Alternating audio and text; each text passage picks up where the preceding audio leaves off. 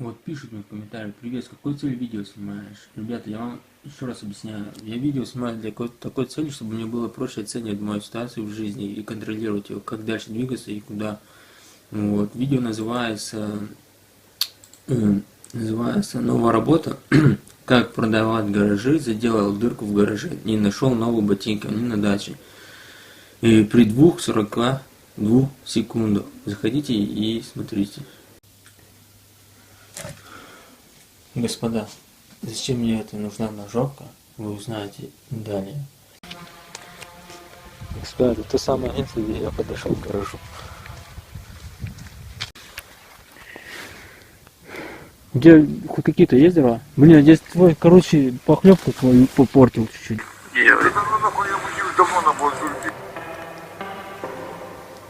Друзья, я решил продолжить вчерашнее видео, которое вечером произошло. Я редактировал.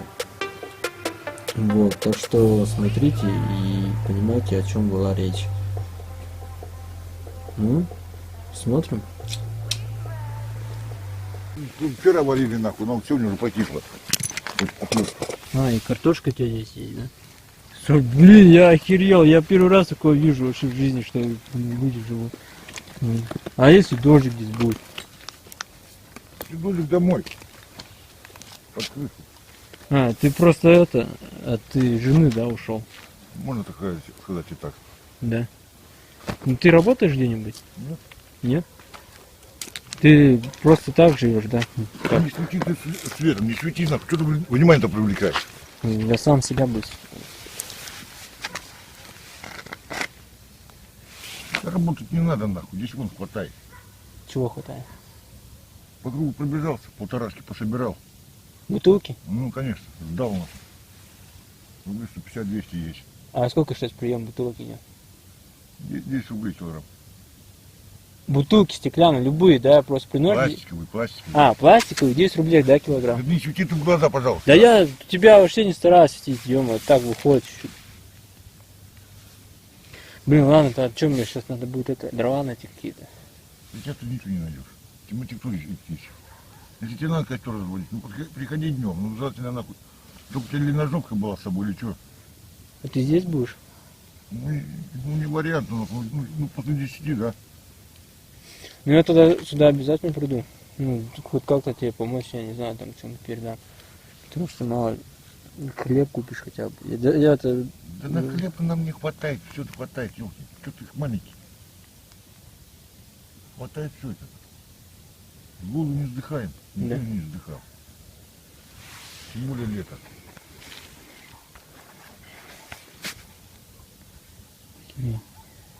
А как вот, мне интересно, вот, ну, вот люди доходят до состояния, да, вот ни квартиры, ничего нету. Всяко бывает. У всех такое бывает, да? Всяко бывает. А ну, ты же работал где-то раньше, вот, ты учился же. Конечно, учился и работал. Всяко бывает. А, ты Сошелся с бабой. сошелся Хата бабы. с девушкой, да, сошелся? Ну 10-20 лет прожил. С ней, да. Разбежались. Хата-то ее, а я пошел. Иди куда хочешь. Такой вариант. Да. У другого нахуй за долги нахуй хату отобирают. Тот же самый банк. У тебя с девушкой, да, получается? Да мне не здесь, я не отсюда. А откуда ты? С этого. Из деревни какой-то? Нет, Иркутск? с Красного Яра.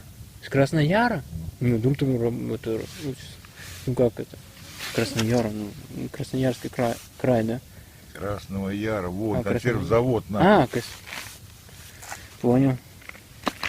Либина, да? Ну, просто хата сгорела. Пыхнула просто, сгорела. Деревянный дом, обычный дом. И сюда ты приехал поискать работу, да? Поискал. И не нашел? А подожди, и документы все сгорели? Паспорт? Все сгорело. Все сгорело, да? Сюда мне стало интересно, я решил вернуться к тому месту, где я был ночью, встретив там ночью бомжа. Ну, сейчас подойду, смотрим, что там я увижу. В принципе, если я его сейчас встречу, я помогу, но сейчас смогу.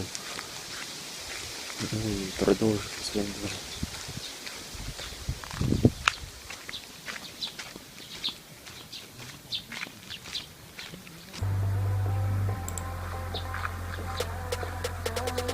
Да, но это да просто себя смотрю со стороны, я вас смотрю. Друзья, я хочу одно сказать. Я здесь много чего вырезал из-за того, что они были против. Я не хотел с ними спорить и излагаться. И я оставил пару малых кадров, где мы там маленькие словечками перекидались и мы разошлись. В основном, конечно, у них нелегкая жизнь, могу сказать. У каждого человека, из которых я встретил, не очень, могу сказать. Так что будьте счастливыми и ловите моменты каждой минуты вашей жизни, потому что мы живем еще хорошо. Всем счастливенько. Ну а мы продолжаем. Просто, да, себя буду снимать. Не буду. Просто, да, от себя буду снимать. Блин, вчера-то я шел, мне надо было, костры сделать. Ходил, я говорю, хотел место найти, где вот не было пожара, ничего, и пришел сюда. Знаешь, что наш губернатор запретил костры. Да, я знаю, поэтому я искал место, более тихое, чтобы сделать. Я пойду в другое место, я ножовку взял сейчас с собой, я пойду место. Я дрова там найду и все делаю. Меня Филипп зовут. Филипп зовут? Да. Вот, а армию что? В армию нельзя же смотреть. Служить, там же берут всех, даже без документов, как бы. Там помогают, там через Москву направляют, там решают вопросы. Вот мне сразу сказали, иди, если есть желание, приходи к нам в армию. Я говорю, я не хочу. Смех на лужайке. В ноге дырка и в плече дырка. Вода Тяжелая контузия. Кому нужен? Вода у кого? На. Вон сзади тебя. Мало мы наберем. Не понял. Здесь вот молятся люди, хуй знает кому. Вот нас на книжки поприходили. Да? Нет, я просто сам пришел. Я ни от кого, я сам. Ничего никаких. Проблем никаких. Да не, у пацана вроде в банке нормально. Работает. Да, я работаю. Куда Сколько раз здесь? отжимаешься? Да давно уже отжимался. В армию когда только пришел, там с пацанами пришлось, перетягнуться. Там кавказцы были все, я встал, 70 раз. И то там по спортивному, там 1,5, потом задержка, потом раз, потом опять раз, задержка, 1,5. Я думаю, нифига. Да, я вообще, 70 раз мы дошли. И пацан не выдержал, кавказец. Я с ним соревновался. Я потом последний раз уже подняться не смог, у меня затекли все руки. Просто подняться не смог, они меня в таком положении трясутся, я уже подняться не могу, а он уже сдался. 150 раз. 150 раз, да? Не, я не сделал 150. Это тоже нельзя, там тоже подписываться секретность. Я когда служил, там 3 секретности. Первая, вторая, третья Мы не секретность. выездные до сих пор. А я уже не военно обязан давно, все 60 лет. Но я не выездной, что Друзья, пообщался с этими людьми, и они рассказали свою историю жизни, как что получилось. Не хочу ничего рассказывать про них, это их личная жизнь, просто получилось, что я случайно их встретил. Скажем, бывает, что такое может произойти, не было. Друзья, я надеюсь, вы поймете меня с пониманием, что лучше относиться к бездомным человекам. Не так зловесно, как бывает с некоторыми людьми. То, что мне рассказали, люди бывают злые. Бывают, подходят с компаниями, с 3-4 человеками, и до них докапываются, помогают что-то. Конечно, приходится обороняться. Не из самых хороших новостей, которые я слышал. Будьте добрыми людьми.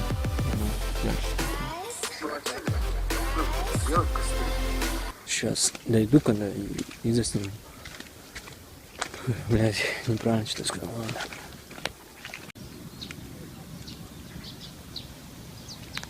Иногда так кажется, что я в каком-то страшном месте, я одновременно понимаю, что я здесь отдыхаю. Потому что в городе очень тяжело, там суета, там, если можно назвать суетой, всегда живешь как будто в выживаниях. Ладно, ребята, давайте продолжим, я вам покажу топ-5 костров, которые в любых ситуациях вам помогут. Поехали.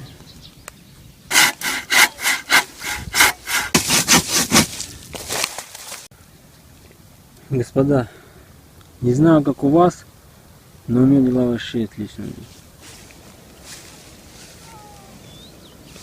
Первый каминный, колодец, шалашный и таежный. Я вам покажу пример, как они все горят, для какой цели каждый костер.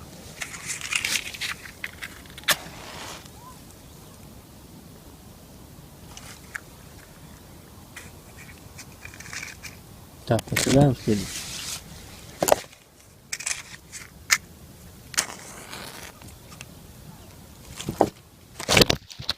Фак.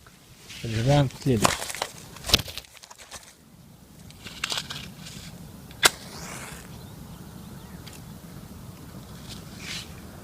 Поджигаем. Самый классный ТТ.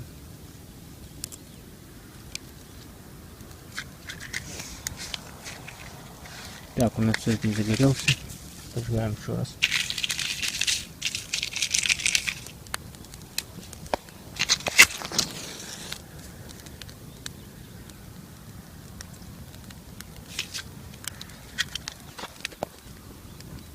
Вот постепенно горят наши костерщики. Сейчас посмотрим, какой из них самый эффективный в использовании. Мне нравится почему-то он тоже, он прикольный. Этот постепенно горит. Этот уже разгорелся. Самый быстрый. Надо только дымить больше всего.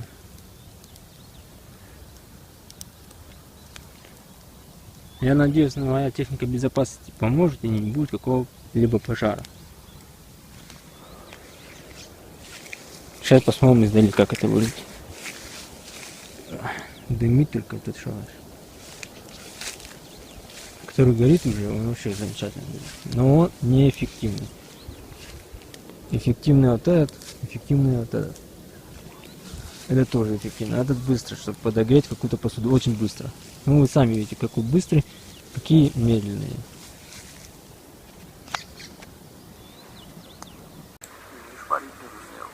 Вздохаться неохота.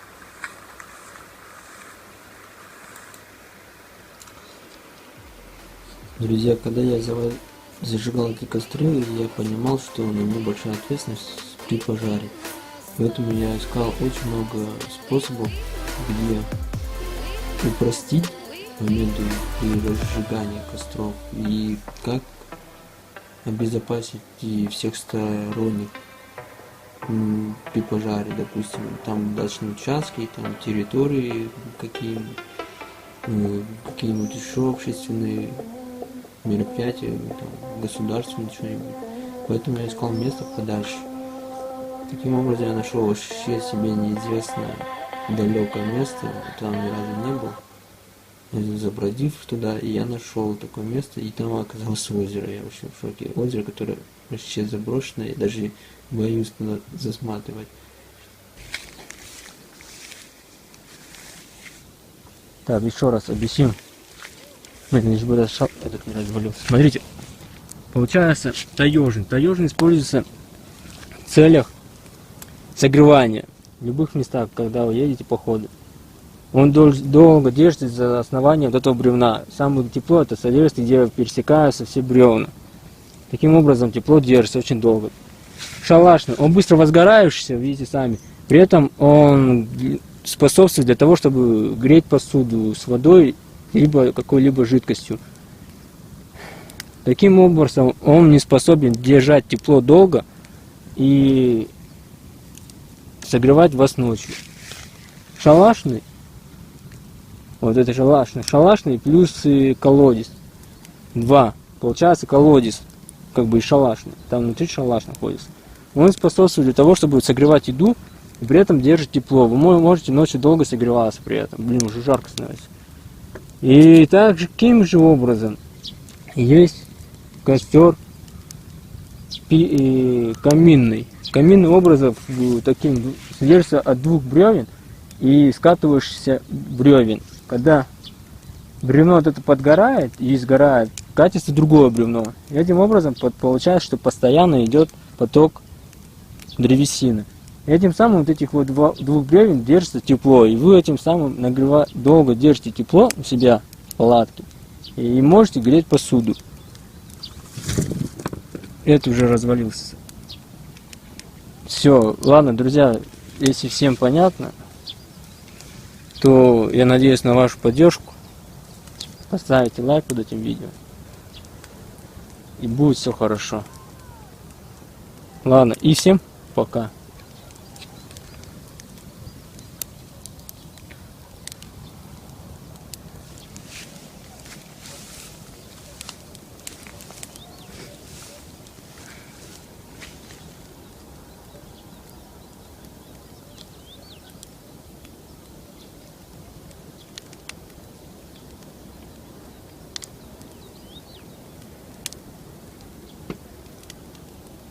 Все, побежала тушить, побежала, ну нафиг вас, тушить надо, нафиг надо.